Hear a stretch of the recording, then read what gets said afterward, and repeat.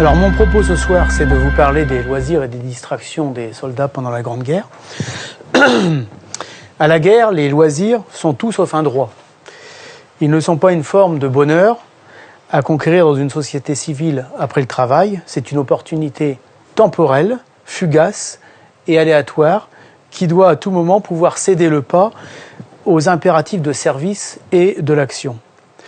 Donc l'objet de notre recherche, puisque j'ai coécrit ce livre avec Jean-François Jagielski, c'est une forme de tolérance nécessaire qui, si elle est d'une importance cruciale dans le temps d'une guerre longue, n'en a pas moins été considérée durablement par les plus hautes autorités hiérarchiques comme une quantité négligeable qui ne relève ni de leurs priorités, ni de leurs prérogatives essentielles pour mener les armées jusqu'à la victoire. Le rapport des militaires aux loisirs dépend avant tout du type d'affectation, mais aussi de la position sociale qu'ils occupent dans l'armée. Et là, on a vraiment une grande diversité. Nous sommes donc également efforcés de contribuer, dans cette étude, à une meilleure connaissance de la sociologie des combattants durant la Grande Guerre. Un tel sujet nous impose alors de regarder les choses de plus près, du côté des pratiques quotidiennes, de ces milliers de soldats au statut souvent si différent. L'utilisation, mais aussi l'étude attentive de leurs témoignages, nous en avons lu plusieurs centaines pour faire cet ouvrage, nous oblige donc à essayer de connaître le plus précisément possible l'origine sociale et la position hiérarchique des soldats qui évoquent leurs loisirs dans leurs écrits.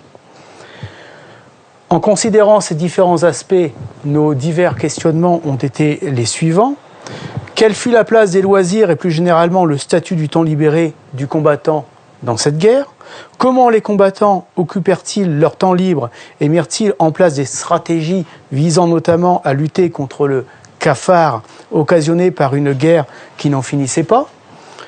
Comment la hiérarchie militaire prit-elle en compte progressivement la demande émanant des subordonnés d'un temps à soi et pour soi dégager des contraintes de service de tranchée? À quelle production manuelle et intellectuelle aboutirent les demandes de temps libre? En quoi les loisirs et distractions des soldats de la Grande Guerre ont-ils été un moyen qui a pu, à un moment donné, les aider à poursuivre l'effort? En quoi cette pratique du loisir doit-elle être également considérée comme l'un des marqueurs sociaux des rapports entre les groupes de combattants qui évoluent au sein de l'espace public des tranchées? Les loisirs des combattants de la Grande Guerre ont-ils contribué finalement de près ou de loin à l'épanouissement de ce qui va devenir la société des loisirs du XXe siècle? On va essayer de répondre à toutes ces questions. Alors tout d'abord, dans une première partie, on va essayer de mettre en évidence les temps libres des combattants. Alors, en ce qui concerne les obligations de service et les temps libérés des combattants, eh bien, il faut aller au plus près et regarder quels étaient leurs emplois du temps. En août 14, la conviction très largement partagée que la guerre sera courte fait que la question des loisirs et des distractions n'a absolument pas été envisagée par les hauts commandements des armées. De la même manière, les règlements militaires en vigueur manquent nettement de clarté sur la question des loisirs à accorder aux troupes en campagne. Ainsi, réglementairement, la possibilité d'un temps à soi n'existe pas lorsque les soldats occupent les tranchées. Je cite un extrait du règlement. Emploi du temps. Le chef de section règle l'emploi du temps des hommes qui ne sont pas de service. Il les fait reposer dans des abris ou les fait commander pour les différents travaux qu'il ordonne ou qui lui sont prescrits. On doit toujours savoir qui dort, qui veille, qui travaille. Alors que les combattants s'enlisent durablement dans une guerre de position, on peut s'interroger sur le fait de savoir si ces règlements furent appliqués à la lettre ou si des accommodements furent trouvés pour s'ajuster aux réalités d'une situation militaire que les états-majors n'avaient absolument pas prévue. Alors, dans l'appréciation de ces temps libérés, nous sommes tournés vers la très grande masse des témoignages écrits par des combattants. Et un carnet a plus particulièrement retenu notre attention car il rassemble à lui seul plusieurs qualités. La probité de son auteur, des notes prises régulièrement de façon quotidienne et une description détaillée de l'emploi du temps d'un soldat, permettant notamment d'établir des analyses quantitatives pertinentes. Ce témoignage, c'est celui du soldat Georges Leroy, témoignage publié sous le titre « Pacifique combattant de France au 414e régiment d'infanterie ». Alors quelques mots quand même pour préciser quel était ce soldat. Il est âgé de 20 ans en 1914 et il est mobilisé en décembre 1914. Il arrive sur le front en avril 15 et commence la tenue quotidienne d'un carnet de route. Employé dactylographe dans le civil, sa formation lui offre la particularité de prendre des notes très rapidement, en sténographie, et seulement lisibles par lui. Incorporé au 414e régiment d'infanterie, il fait toute la guerre dans la même unité, ce qui est très rare du côté français. Le 17 mai 1915, il devient signaleur, et en avril 1918, il prend du grade en devenant caporal radio. Alors, ces notes de Georges Leroy permettent d'établir avec précision la répartition de ses principales activités journalières, consacrées au sens large tout au long de sa campagne militaire. Alors, je vais vous montrer un tableau, donc document suivant. Voilà. Bon, après avoir épluché pendant de très longues journées son témoignage, qui fait quand même 512 pages, qui est extraordinairement précis, eh bien, on a pu sortir ces statistiques. Vous noterez par exemple que les permissions représentent 6% de son temps de guerre. Le temps passé pour aller en permission représente 2,2% de son temps de guerre. C'est un temps qui est quand même plus long que la moyenne parce qu'il habitait Marseille. Comme il est radiotélégraphiste, il fait des stages, et ces stages vont occuper 4,2% de son temps de guerre. Au cours de la guerre, ce soldat n'a reçu aucune blessure, mais pour différentes raisons, notamment parce qu'à un moment donné, il va avoir les pieds gelés. Il va passer 3,1% de son temps de guerre, soit à l'infirmerie, soit dans une ambulance, soit à l'hôpital. Et lors des changements de secteur ou de retrait du front, les déplacements de son unité, qui se font à pied, en camion ou en train, représentent également 8,6% de son temps de guerre. Alors, cet histogramme, vous voyez, c'est la première colonne complètement à gauche, montre également que Georges Leroy ne séjourna que 15,8% de son temps en première ligne. On associe très souvent, et justement d'ailleurs, les fantassins à l'image des tranchées, mais on oublie qu'ils n'y passèrent pas la majorité de leur temps, précisément parce que ces conditions de vie étaient très difficiles, voire dans certains cas épouvantables. Alors, avec l'enlisement dans la guerre de position, les divisions d'infanterie, très rapidement, prennent en charge un secteur du front pour une période donnée.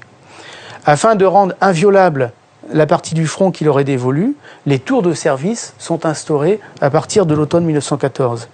Il consiste généralement à l'intérieur du régiment une rotation de 3 étapes successives entre ces bataillons. La tenue de la première ligne, donc 15,8% pour Georges Leroy. Ensuite, après 5 à 11 jours, selon les cas, en première ligne, on met les soldats en position de réserve quelques centaines de mètres derrière la première ligne. Et le troisième temps de ce tour de service, c'est une mise à l'arrière. C'est ce que les soldats appellent le petit repos. Et dans le cas de Georges Leroy, ça occupe pratiquement 20% de son temps. Alors que font les soldats en première ligne ? Eh bien, il faut les garder, il faut les surveiller. Et le plus souvent, cette garde se fait par roulement entre les hommes d'une même escouade. Aux gardes s'ajoutent d'autres activités indispensables, comme notamment le nettoyage, l'entretien des réseaux défensifs. Et finalement, grâce aux précisions, parce qu'il est extrêmement précis il indique les horaires, etc., on a pu établir des moyennes horaires journalières relatives au temps pris par ce service des tranchées. Et dans le cas de Georges Leroy, elles s'établissent à 5h33 par jour, en moyenne. Ce sont des moyennes parce que ça peut aller d'1 heure à 10 heures. C'est très variable selon l'activité du front, etc. Bien, 5h33 par jour, même en ajoutant à cette durée la satisfaction des besoins physiologiques, manger, dormir, etc., ce fantassin, comme les autres, disposait d'un temps à soi non négligeable, déjà en première ligne. Alors ensuite, seconde étape, en position de réserve. Eh bien, en position de réserve, les soldats sont un peu moins sollicités parce qu'ils ne sont plus en prise directe avec l'ennemi. Mais l'immobilisation permanente de ces fantassins, qui devient un peu moins indispensable, les expose à d'autres tâches. Ils doivent notamment transporter des équipements, du matériel ou des munitions de l'arrière vers l'avant. Alors les moyennes horaires journalières, calculées sur plusieurs séjours, lorsque j'ai pu les calculer, parce que parfois il manque quelques informations, elles s'établissent à environ 3 heures par jour. Donc vous voyez, beaucoup plus de temps libre quand il est dans cette position.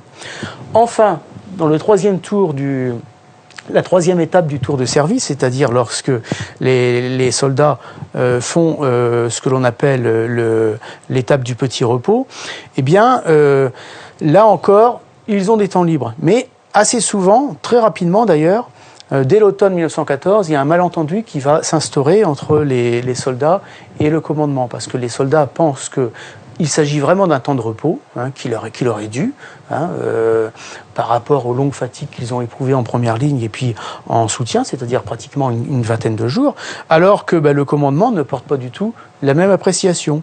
Et de ce fait, d'innombrables carnets expriment de la désillusion, de l'irritation même par rapport à ces prétendus petits repos qui n'en sont pas. Et Émile Morin, qui est alors caporal, c'est un instituteur, explique ainsi le point de vue et les préoccupations de la hiérarchie sur la gestion des combattants lors de ces séjours à l'arrière. Je cite, « Il ne faut pas qu'au repos les hommes soient désœuvrés, passent leur temps à jouer aux cartes, à fumer, à boire, à s'ennuyer. Cela est très mauvais pour le moral de la discipline. » Et afin de lutter contre le désœuvrement, le commandement dispose d'une gamme d'activités tout à fait variées qui sont plus ou moins bien acceptées par les soldats, et ceci pour maintenir la discipline lorsque ces soldats se trouvent au repos. Alors, ce commandement recourt généralement aux vieilles recettes utilisées dans les casernes. Ces vieilles recettes sont les suivantes. On leur demande, on les astreint à des revues, à des corvées, à des exercices, à des manœuvres, ou encore avec des marches, parfois avec leurs 30 kilos sur le dos. Henri Barbus s'en plaint, par exemple. Toutefois, face à la rigidité de ces règlements, et des tableaux de service qui sont instaurés par les chefs de corps, eh bien, on trouve également des officiers qui sont quand même compréhensifs et qui font preuve de discernement pour ménager leurs hommes. J'en cite un exemple. Un jour, le chef de bataillon, un nouveau venu, brave homme semble-t-il, aussi myope que Babylas, vient nous visiter. On l'appelle Bornibus parce qu'il a déjà montré ses goûts particuliers pour la bonne moutarde. Une sentinelle placée à dessein, à la barrière du champ, l'a signalé au lieutenant Dérault. Quand il arrive, la compagnie, impeccablement déployée en tirailleurs, passe à l'attaque d'un ennemi imaginaire. Tout le monde semble y mettre de l'enthousiasme. Le commandant félicite le lieutenant Dérault, puis il s'en va au petit trot de son cheval.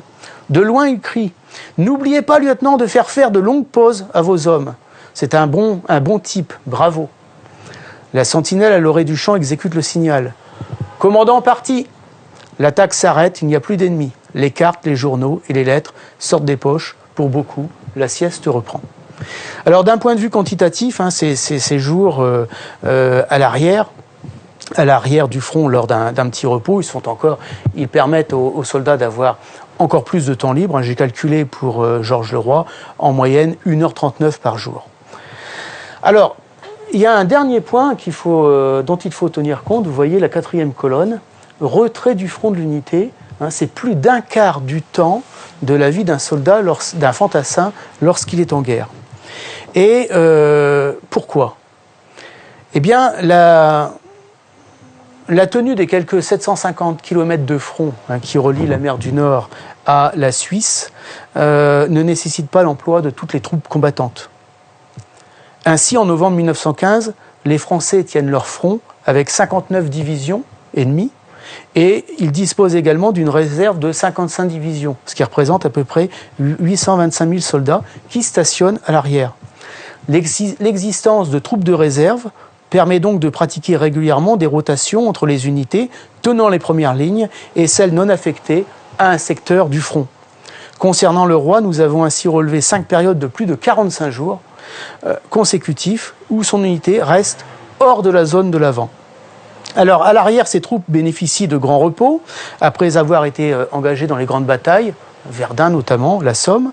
Elles sont à l'instruction dans quelques grands camps militaires, mais à l'inverse, le haut commandement met également des unités au repos pour pouvoir alimenter en troupes fraîches les prochaines batailles. Ça, certains soldats en ont conscience et redoutent ces mises au repos. Et au cours de ces périodes, eh bien, les temps libres laissés aux combattants sont également nombreux.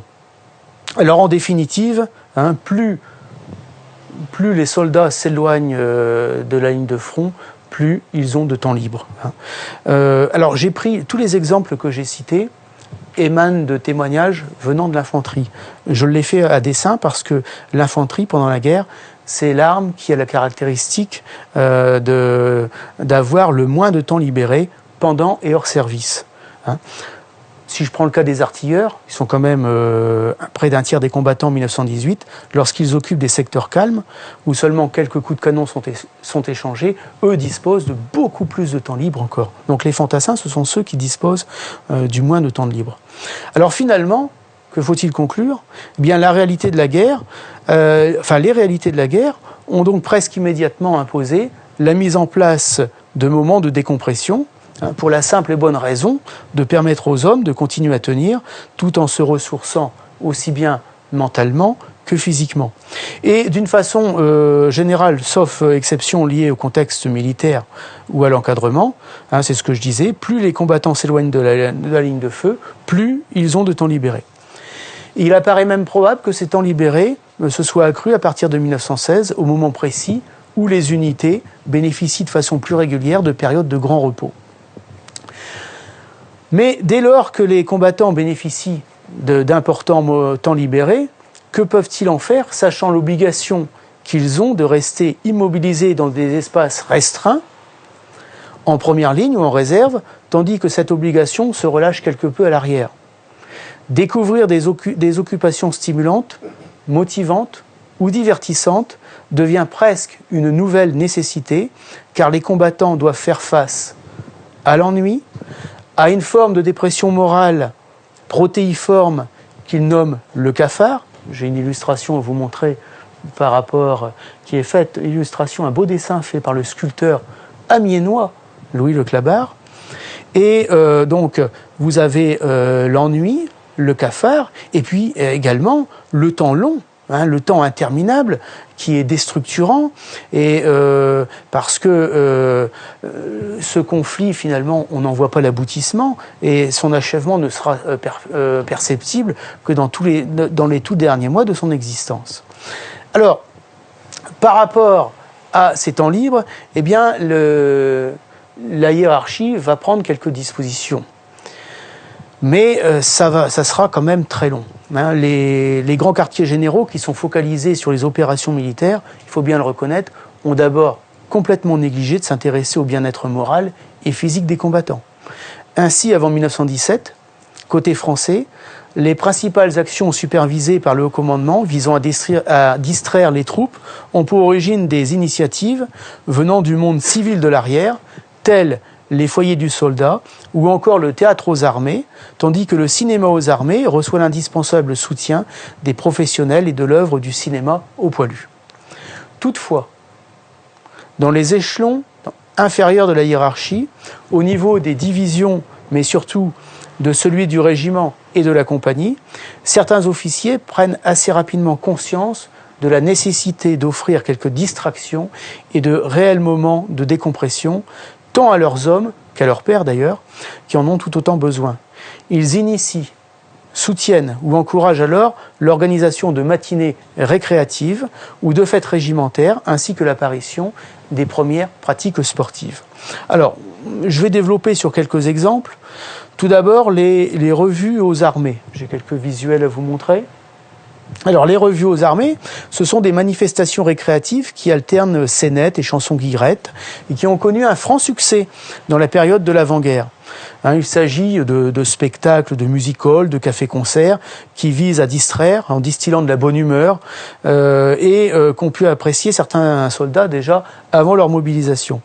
Et vous avez des combattants qui s'inspirent directement de ces spectacles rodés, qui vont les reproduire, bien qu'ils ne disposent que de maigres moyens techniques. Alors, ils reprennent, dans la plupart des cas, les thématiques et les modes de fonctionnement de ces revues d'avant-guerre, mode d'expression théâtrale, musicale, qui est audible et apprécié par le plus grand nombre. Des milliers d'hommes vont donc être conviés à assister parfois pour une première à un type de spectacle qui jusque-là était presque uniquement réservé aux populations urbaines. Il faut le rappeler, les combattants sont majoritairement des ruraux, côté français. Pas côté allemand, mais côté français. Et on peut passer au suivant. Ces revues ont le plus souvent été... Alors ça, c'est le bureau d'un journal de tranchée, Rigolbosch, qui fait également des revues. Voilà, d'autres exemples encore. Voilà. Et on a des revues qui sont publiées. Elles sont souvent rédigées en vers. Et les auteurs appartiennent généralement à la petite ou moyenne bourgeoisie ou éventuellement encore au monde du spectacle. Autre exemple, visuel suivant, le théâtre aux armées. Alors j'ai parlé des revues, là je parle du théâtre aux armées. Eh bien l'initiative du théâtre aux armées a une origine strictement civile. Là c'est la compagnie Mayol en l'occurrence. Elle revient à deux hommes, Émile Fabre, qui était administrateur général de la Comédie Française, et Alphonse Séché, homme de lettres, qui conçurent dès le début 1916 l'idée d'organiser des tournées d'acteurs et d'actrices professionnelles, de chanteurs, de cantatrices, qui se rendraient dans la zone des armées pour y exercer leur talent. Alors la première de ces revues a lieu le 9 février 1916 à Crocq, c'est dans la Somme, c'est pas très loin de Crèvecoeur-le-Grand qui se trouve lui dans l'Oise. Alors la prestation en Lorraine de la tragédienne Sarah Bernhardt, qui vient dispenser ses talents en mai 1916, à grand renfort de tableaux évoquant les villes martyrs du nord de la France, se heurte à la fin de son spectacle à un accueil pour le moins mitigé. Je cite : « L'ovation, elle tarde, des bravos partent, assez nourris, mais pas unanimes, pas très prolongés surtout. Gars solides et sûrs de la France, ils attendent, ils veulent voir, et les noms illustres pour eux ne sont rien. » Note l'actrice Béatrice Dussan qui accompagnait dans sa tournée la célèbre tragédienne. Alors, clivage social et culturel entre l'artiste et son public ? À l'évidence, les talents oratoires et dramaturgiques de Sarah Bernhardt n'étaient pas ni forcément connus, ni très appréciés de la majorité des poilus conviés à ce spectacle hautement patriotique. Spectacle grandiloquent, au cours duquel la dimension humoristique et quelque peu grivoise que l'on retrouve dans les revues aux armées, des habituelles revues aux armées, ont ici fait totalement défaut. Alors, ce qu'il faut retenir, c'est qu'au début, au-delà des débuts prometteurs en 1915, eh bien, le genre a atteint, après quelques 3 ans de pratique intensive, ses propres limites. Pourquoi ? Eh bien, les hommes du front sont quelque peu lassés par les pesants messages de soutien patriotique qui leur étaient invariablement adressés. Et là, on constate, la documentation le montre, une certaine lassitude. Alors, je voudrais citer développer un autre exemple.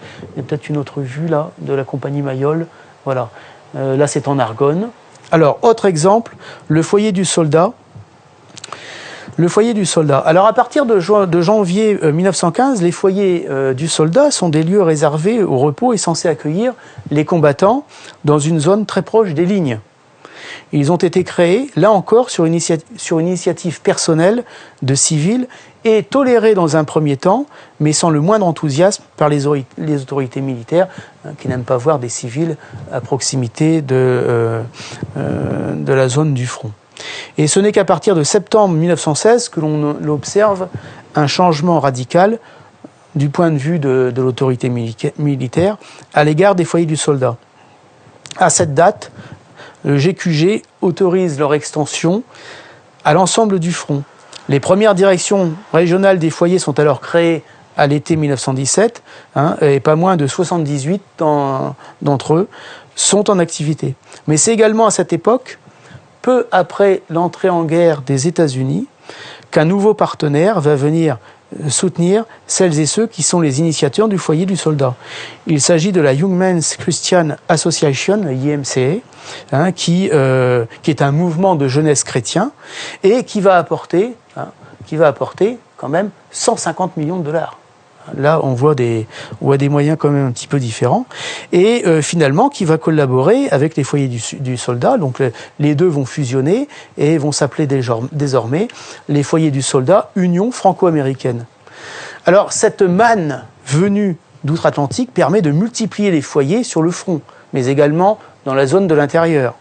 Au moment de la signature de l'armistice, on en recense 1534.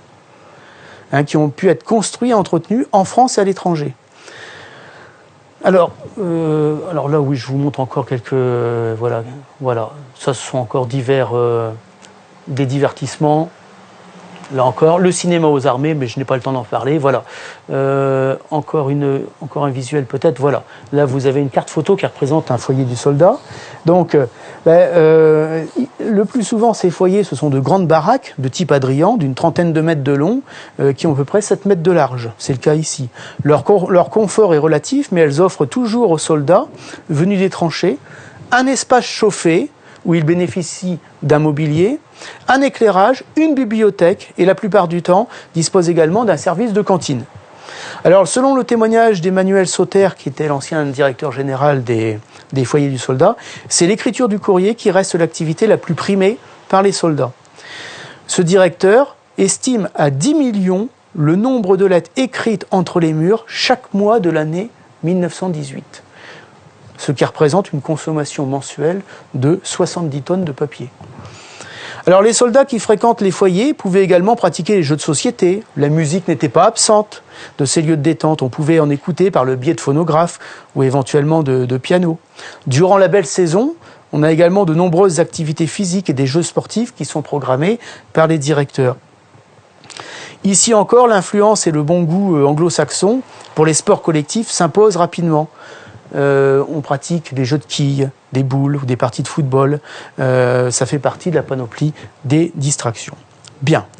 Alors, dans la seconde partie de mon intervention, je voudrais maintenant m'intéresser à ce que furent les distractions des soldats, c'est-à-dire se distraire et occuper son temps libre. Alors, évidemment, toutes les distractions encadrées par les autorités militaires, surtout avec certaines critiques, comme le théâtre aux armées, ne suffisent pas à occuper les nombreux temps libres, et parfois longs d'ailleurs, des combattants.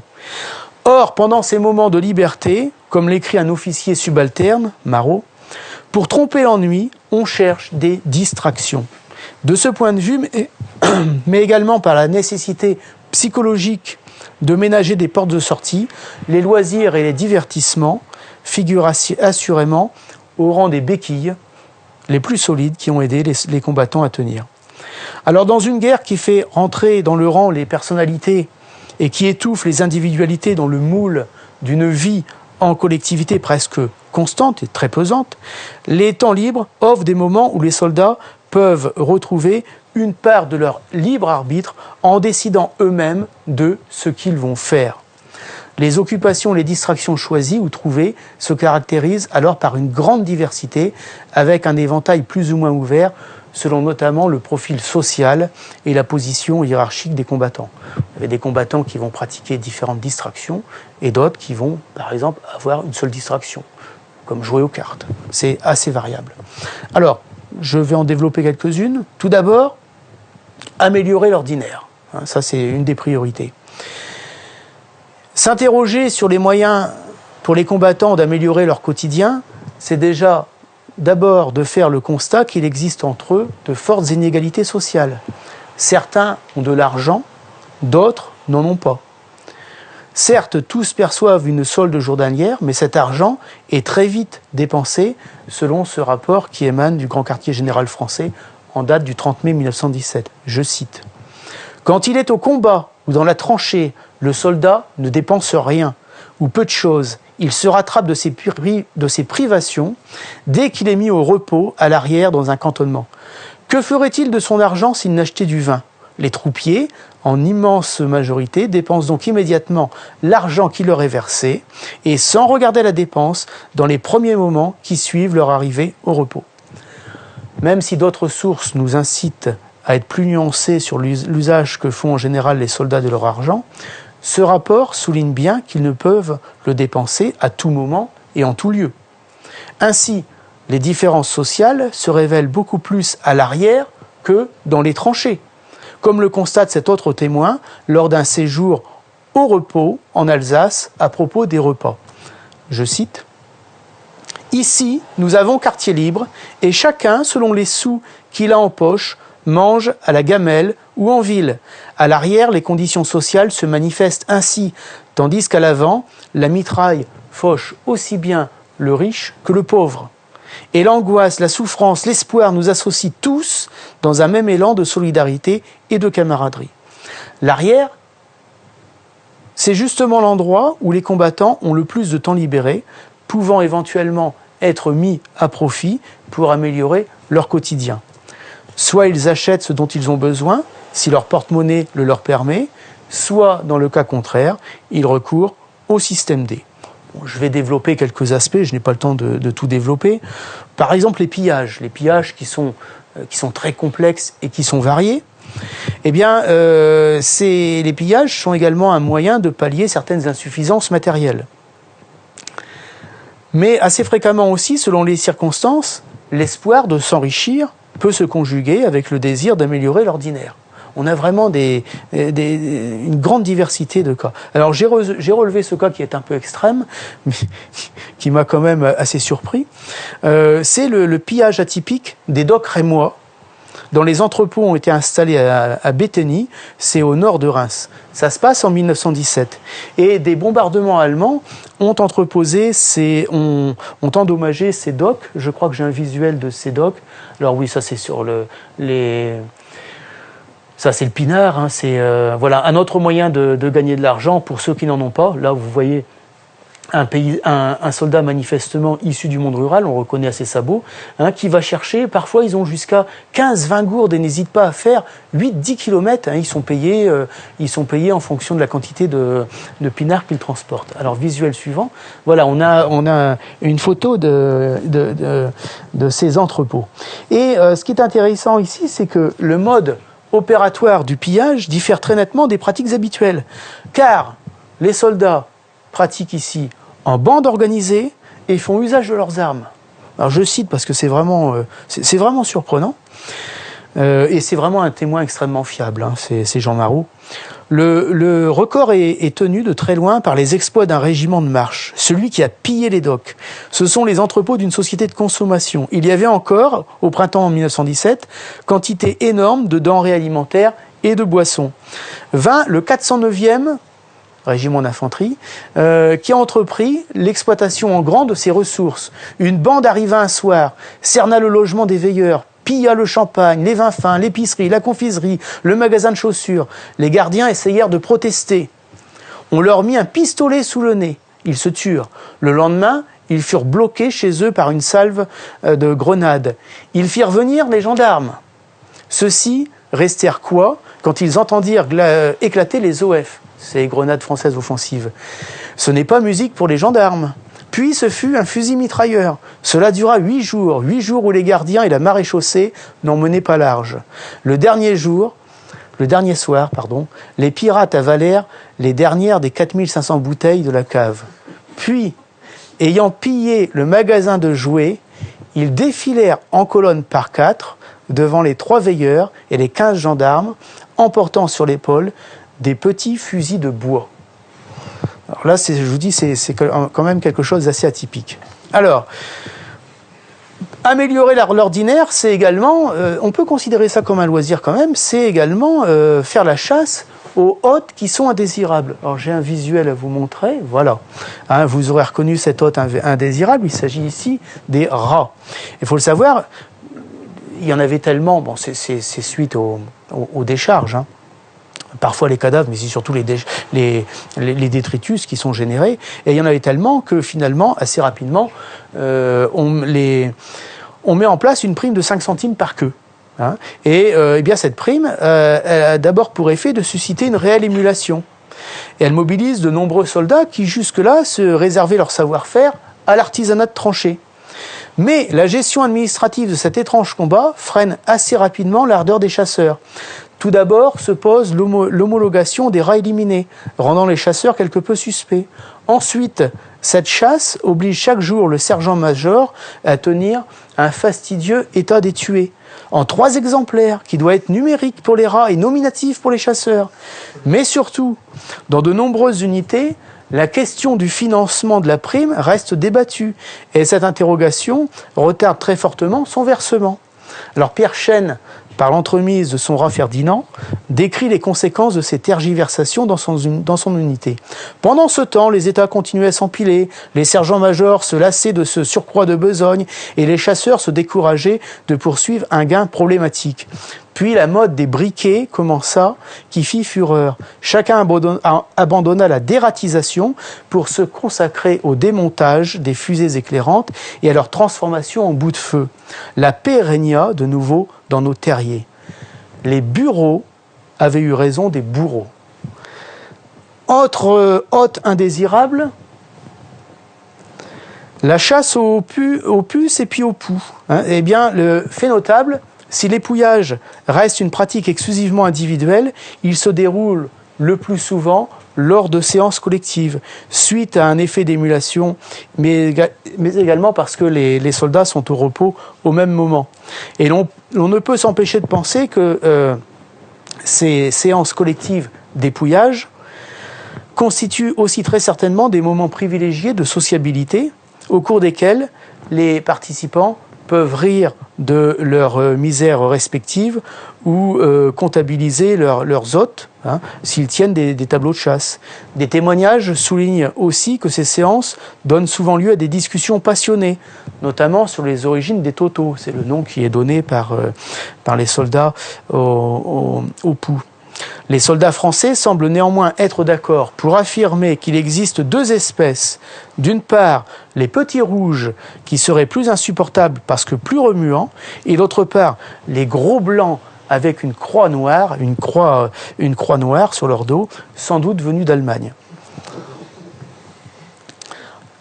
Autre loisir pour améliorer l'ordinaire, c'est se reconstituer un chez-soi. Là, vous avez une belle carte photo qui a été prise dans l'Oise, vous voyez. On a des artilleurs qui ont orné leur abri, villa de la sécurité. Eh bien, les combattants cherchent généralement à rendre plus confortable le lieu dans lequel ils résident temporairement. Ce confort passe par la réalisation de petits aménagements fonctionnels. On essaie également de donner une touche personnelle au lieu dans lequel on séjourne, ou un peu d'humanité, notamment en y apportant des fleurs coupées dans des vases qui peuvent être tout simplement des douilles d'obus. Alors un autre moyen rapide de s'affirmer dans les lieux, tout autant que de les égayer, consiste à punaiser sur les parois des cartes postales ou des illustrations extraites d'hebdomadaires. Cette pratique généralisée se retrouve dans toutes les armées. Alors côté français, prennent place les gravures de la revue La Vie parisienne.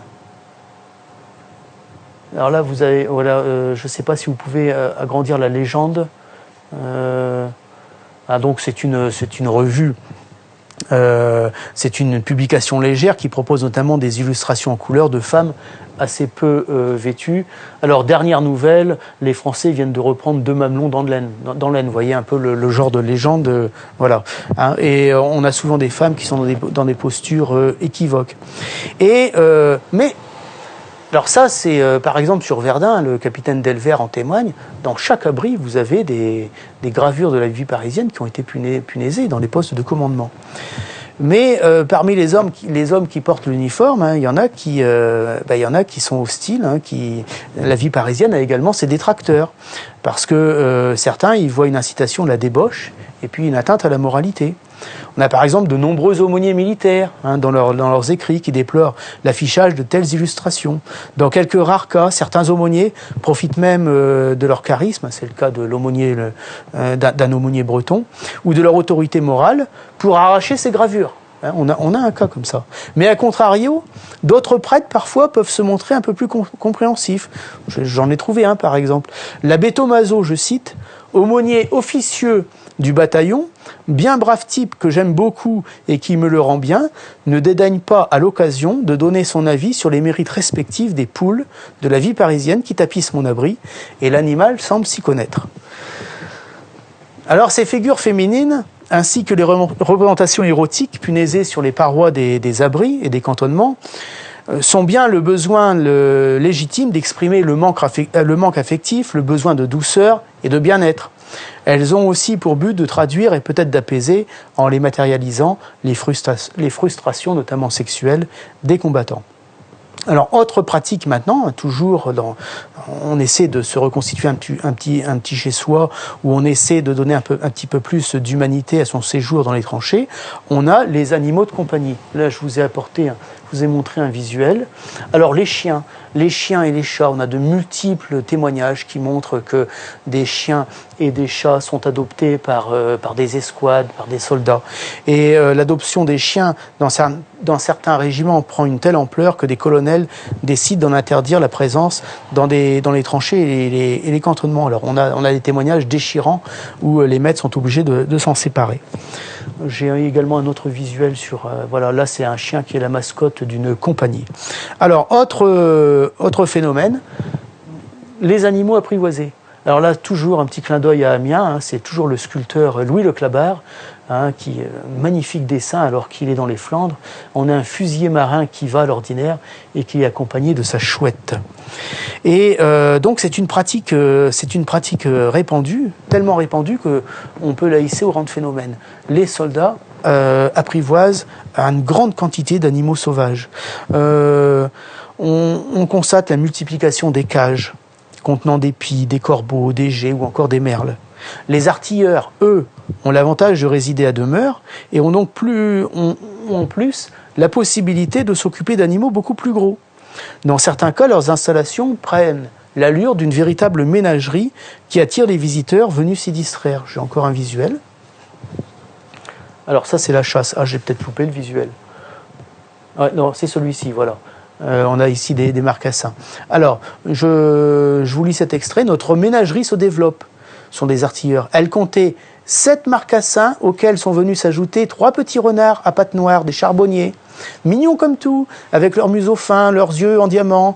Ils veulent m'embrasser lorsque je les prends contre moi et fourrent leur petit nez dans ma moustache. Je me demande comment nous emporterons tout cela. Quelques mois plus tard, cette unité d'artillerie va déménager et eh bien, ces animaux seront abattus. Bon, l'auteur se sauve pour ne pas voir ces animaux exécutés. Alors la présence de ces animaux est apaisante, et elle est également une source de bien-être. Ils réintroduisent une part d'humanité et de sensibilité dans un environnement qui est absolument saturé par la guerre. En outre, l'entretien de ces animaux eh bien, offre à leurs possesseurs un moyen d'occuper une partie de leur temps libre, en se mettant en quête d'une nourriture adéquate ou en réalisant une cage mieux adaptée. Enfin, les animaux ont une fonction sociale, car ils alimentent les conversations, au cours desquelles les possesseurs, non sans une pointe de fierté, commentent les facéties de leurs protégés. Alors, autre activité importante, la quête de nourriture, je pourrais qualifier d'extraordinaire. Alors il faut quand même le préciser, l'intendance française a généralement bien rempli son rôle. Elle a fourni une nourriture qui était généralement abondante et de bonne qualité. Les reproches que les soldats font à cette nourriture, c'est essentiellement la monotonie des repas, du pain, de la soupe de pommes de terre, des haricots et du bœuf. Eh bien, pour varier l'ordinaire, vous avez de nombreux soldats qui, pendant leur temps libre, se mettent en quête de produits, notamment en allant chez des paysans, en allant chez des commerçants et également chez les mercantis, qui sont un peu des profiteurs de guerre, qui se sont établis. On a également la chasse. vous avez par exemple ce visuel, et les écrits montrent que des écrits de combattants montrent que la chasse et le braconnage sont des pratiques qui sont extrêmement répandues dans toutes les armées. Et le très large éventail des appartenances sociales des soldats chasseurs reproduit celui des soldats d'avant-guerre. On trouve des soldats qui vivaient habituellement à la marge des sociétés rurales, prolétariat rural, qui chassaient en braconnant avec des collets, mais on trouve également des artisans, des bourgeois, des aristocrates. Les pratiquants sont de tous les grades, de celui de soldat, celui de général. Il faut préciser également qu'à l'arrière, les gardes forestiers hésitent grandement à intervenir face à des hommes qui sont armés. En Alsace, par exemple, vous avez un officier qui menace directement de mort un garde forestier qui s'en était pris à ces hommes parce qu'il chassait des chevreuils. Alors, dans certains cas, la chasse devient même une transposition de la guerre. Et lors des périodes de grand repos, certains officiers, avec la participation de leurs hommes, organisent de véritables battues, menées comme des opérations militaires, mais avec une puissance de feu inconnue en temps de paix. J'ai trouvé cet extrait qui me paraît assez significatif. Je cite: « Par contre, des parties de chasse seront organisées et préparées comme de véritables manœuvres. Le tir au gibier, chevreuil... » Alors, ils ont évacué toute la population civile. Ils sont bien arrière en prétextant des manœuvres. Le tir du gibier, chevreuil, sanglier se fera avec des mitrailleuses installées sur les grands chemins forestiers et dont les plans de tir ont été soigneusement étudiés. Des gradés conduiront les traqueurs afin d'éviter les accidents.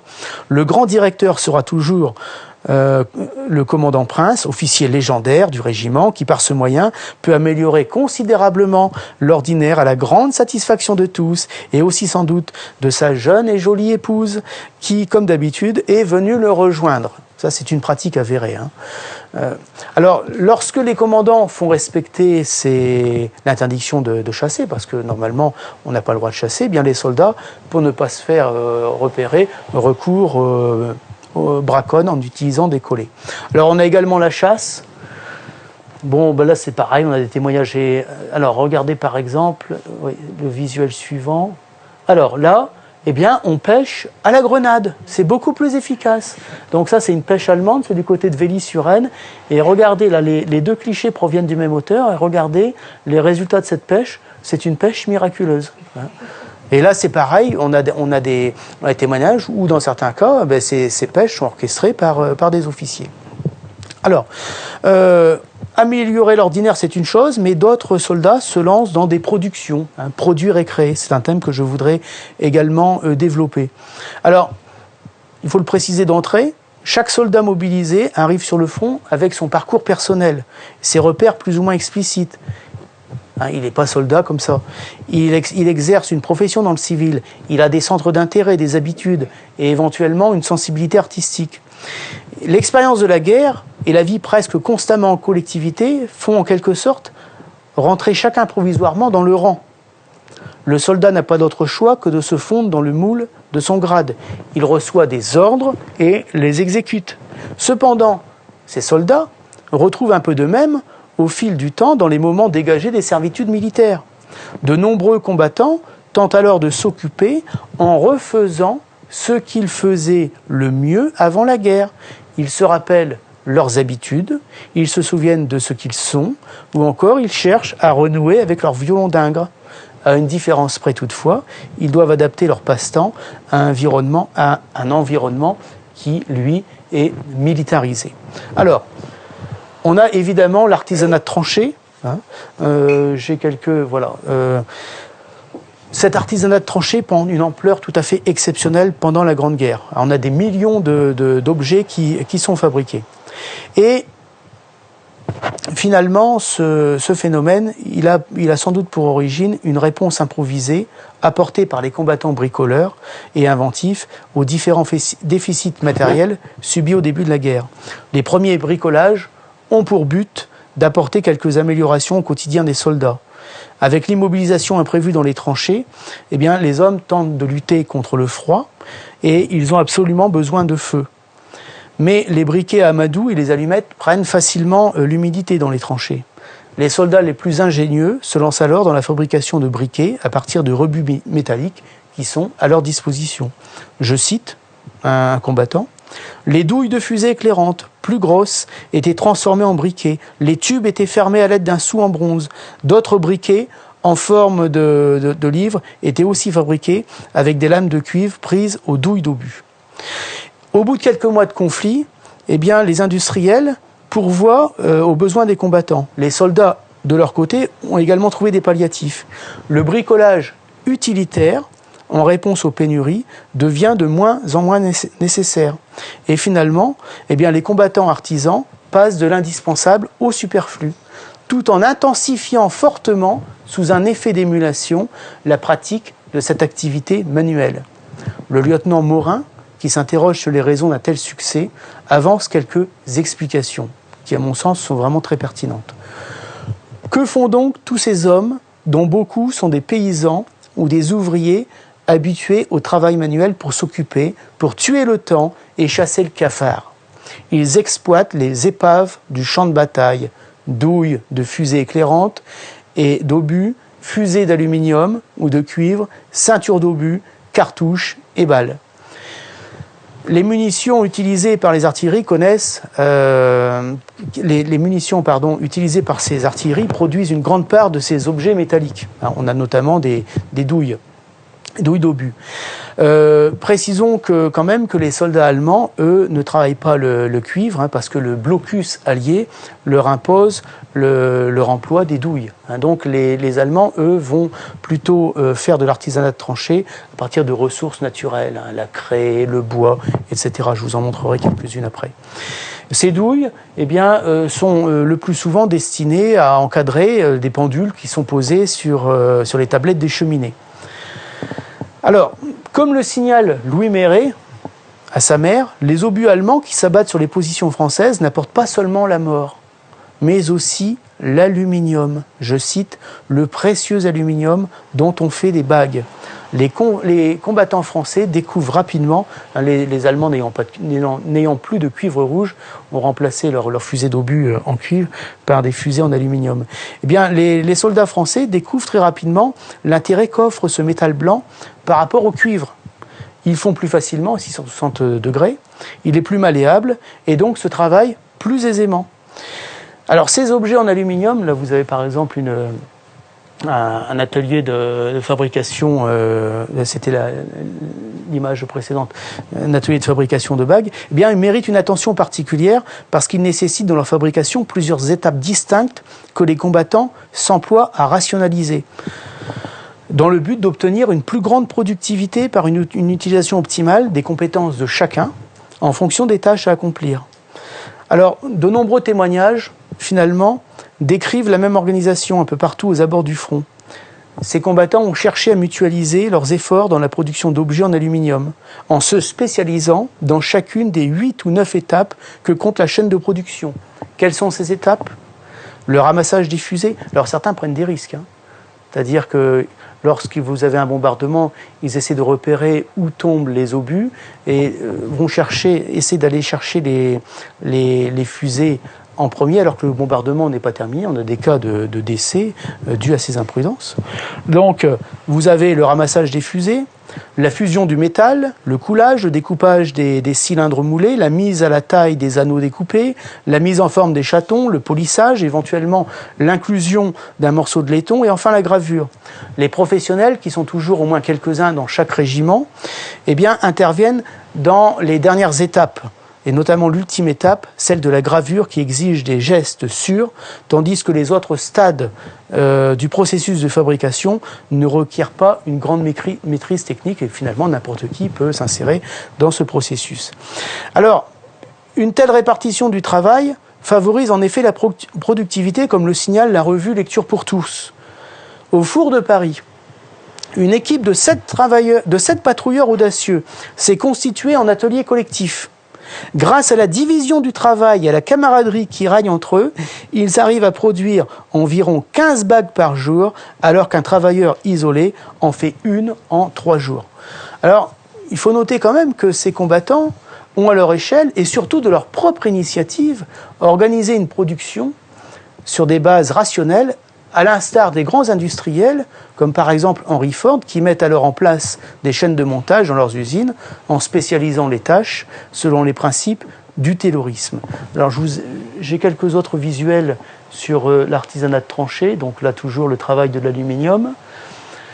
Donc là, côté allemand, là c'est par exemple un omoplate qui a servi, qui a été peint. Ensuite, la craie de champagne qui est travaillée, toujours par des soldats allemands, c'est encore un objet allemand. Là, on fait également, là, à partir d'éléments en bois, on a fait un soldat allemand à représenter ce soldat. Alors également une technique qui est à la mode à un moment donné, avec des feuilles de chêne, on arrive sur impression et à faire apparaître des mots sur ces feuilles. Alors là, c'est pareil, encore un autre exemple d'artisanat de tranchée. C'est une carte postale qui a circulé, carte postale allemande. Voilà. Et puis là, vous voyez le personnage à l'arrière-plan, il a une douille sculptée avec des anses qui ont été faites à partir de balles.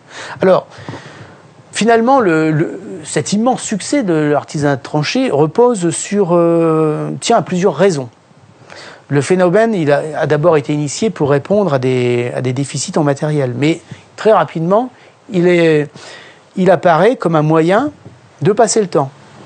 Il permet aussi à des professionnels, travaillant habituellement dans des domaines assez variés, de renouer avec leur métier et de garder la main sur une pratique qui leur manque. Pour certains débrouillards, artisans, artistes, qui se font remarquer par la qualité de leur production, cette activité leur permet d'améliorer un peu leur quotidien en vendant les objets qu'ils fabriquent. Certains artisans, travaillant en équipe, ont en plus le sens du commerce, tel ce passage que j'ai retrouvé. Ces artilleurs ont deux spécialités extramilitaires. D'abord, la fabrication des bagues en cuivre, faites avec la bague des obus, fabrication qu'ils ont mise parfaitement au point. Ils en offrent toute une série de modèles sur un plateau, vrai présentoir, où le client peut choisir. Ensuite, une seconde particularité est d'être toujours bien approvisionné en liquide, vin, eau-de-vie, pour nous, pinard et gnôle. Par ailleurs, la destination finale des objets produits entre pour une bonne part dans le mécanisme du don qui a été mis en évidence par le sociologue français Marcel Mauss. L'arrière envoie des colis. Il faut savoir que chaque jour, en 1915, l'arrière envoie chaque jour 280 000 colis. Chaque jour. Et les combattants, en recevant ces colis, alors j'ai étudié récemment la correspondance d'un soldat breton, on a des crêpes, on a du beurre, etc. Eh bien, ces combattants, en recevant ces colis, contractent une dette. Et ils s'en acquittent symboliquement en envoyant à leur tour un cadeau et qui n'est autre. Qu'est-ce que l'on trouve ? On ne trouve pas des objets. Qu'est-ce que l'on trouve comme souvenir sur le front ? On trouve des objets issus de l'artisanat de tranchée. Donc, on les envoie par la poste ou plus souvent également, on peut également les ramener lors d'une permission. Alors ce cadeau est également très souvent un souvenir qui sert à compenser ou à rappeler par un objet l'absence de l'être cher. Je cite « Je vais dégoter une belle fusée et faire une bague en aluminium, comme sa maman, il écrit à son père, aura au doigt un petit souvenir de son poilu. » Alors, je vais peut-être me dépêcher là. On a également d'autres activités. Par exemple, les traces rupestres faites par des soldats qui ont occupé les carrières souterraines. Alors, celle-ci, encore un petit clin d'œil à Amiens, c'est le sculpteur Louis Le Clabart, qui est originaire, qui travaillait à Amiens, qui a réalisé ce superbe bas-relief qui existe encore. Et lui, il a fait ce bas-relief essentiellement pour renouer, il l'a fait pour ce qu'on appelle l'art pour l'art. Et on a donc cette superbe Jeanne d'Arc. J'ai peut-être d'autres choses à montrer.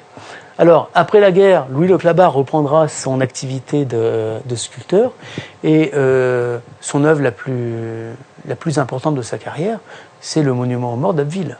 C'est lui, le monument des patrouilleurs, c'est cet artiste amiénois qui l'a réalisé. Et c'est quand même extraordinaire parce que si vous regardez bien, vous sentez que lui, il a été dans les tranchées. On le voit par des petits détails. Par exemple, la cartouchière qui se ferme mal à cause d'une trop grande humidité. Donc c'est un sculpteur qui meurt en 1929 et qui va réaliser dans la région d'Amiens 8 monuments.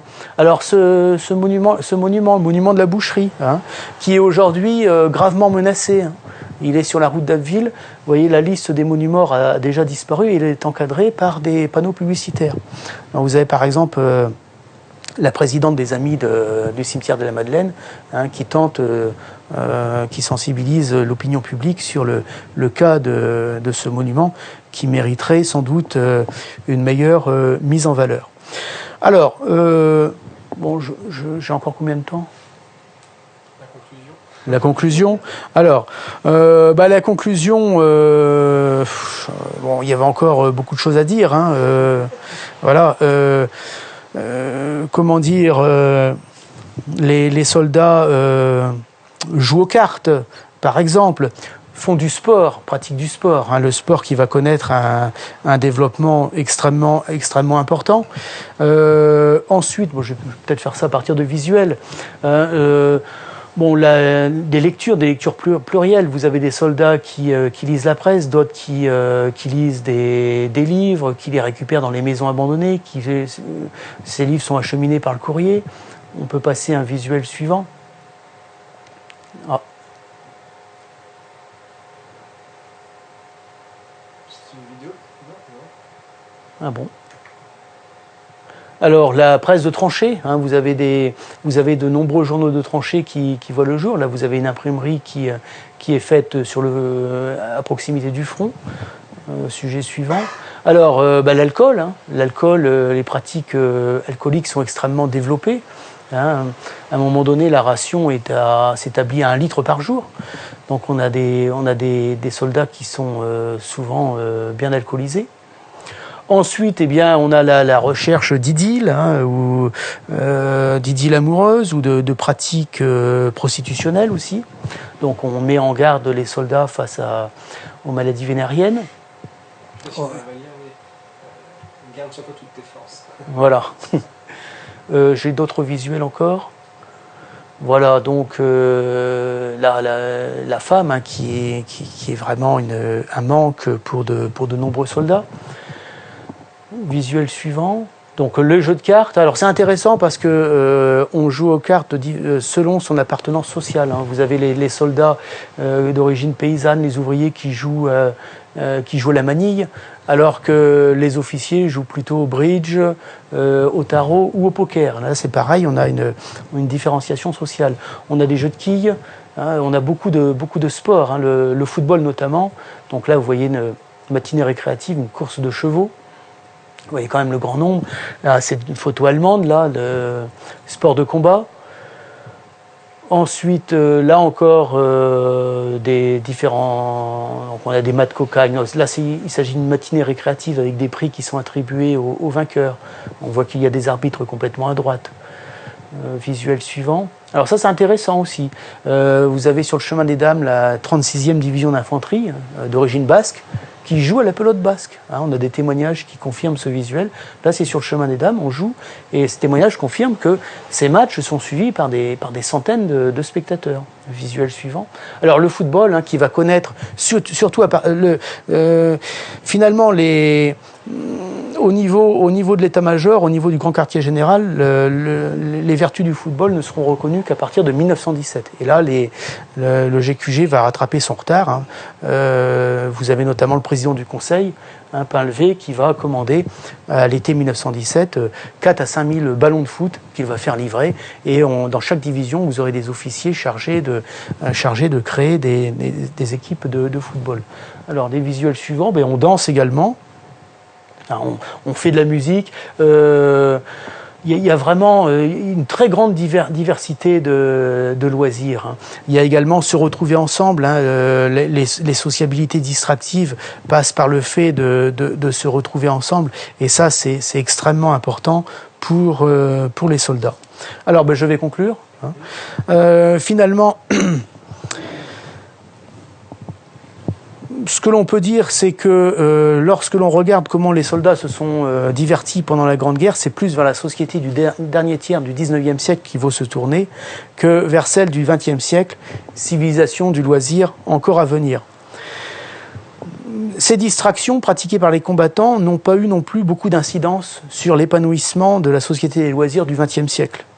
La guerre a certes engendré une soif reconnue de divertissement au sein de la vie civile avec les années folles, du moins pour une certaine classe sociale très minoritaire, mais la forte demande de loisirs qui s'épanouit par exemple en France avec le Front populaire, résulte essentiellement des transformations économiques et sociales survenues dès la fin du XIXe siècle. Finalement, le brassage des hommes pendant la Grande Guerre a surtout permis aux combattants ruraux, particulièrement aux Français, qui étaient largement majoritaires, de découvrir des loisirs et des distractions jusqu'alors essentiellement urbains, comme le cinéma, le théâtre ou encore certaines pratiques sportives venues d'outre-Manche. Je pense évidemment au football.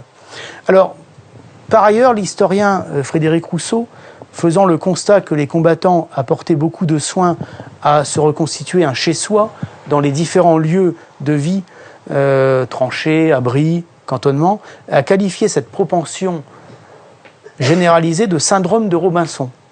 L'étude des distractions montre que l'on peut très largement étendre la manifestation de ce syndrome aux différentes façons qu'ont les soldats de vivre leur temps libre.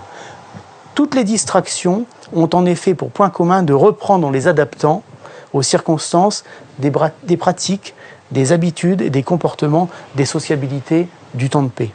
On peut interpréter pour partie cette manière de faire, à la suite de Frédéric Rousseau, comme une volonté de résister à la dépersonnalisation que leur impose la guerre et l'organisation des armées, ainsi que de maintenir une certaine normalité dans ce qui est humanité, mais aussi les combattants avaient-ils d'autres choix pendant leur temps libre que de reproduire ce qu'ils faisaient déjà et ce qu'ils savaient faire le mieux avant la guerre. À l'exception de cas très particuliers, cet uniforme imposé, porté par des millions de combattants, n'a jamais été vraiment en mesure de modifier en profondeur leur identité sociale et civile. Les repères de leur histoire individuelle, leur habitus et les aspects profonds de leur personnalité, développés et cultivés avant le conflit, se sont à l'évidence maintenus au cœur même de leurs pratiques distractives. Tout au plus, la guerre a-t-elle pu les obliger à s'adapter et à ruser avec les circonstances, pour un temps, avant que ne revienne celui de la paix. Je vous remercie.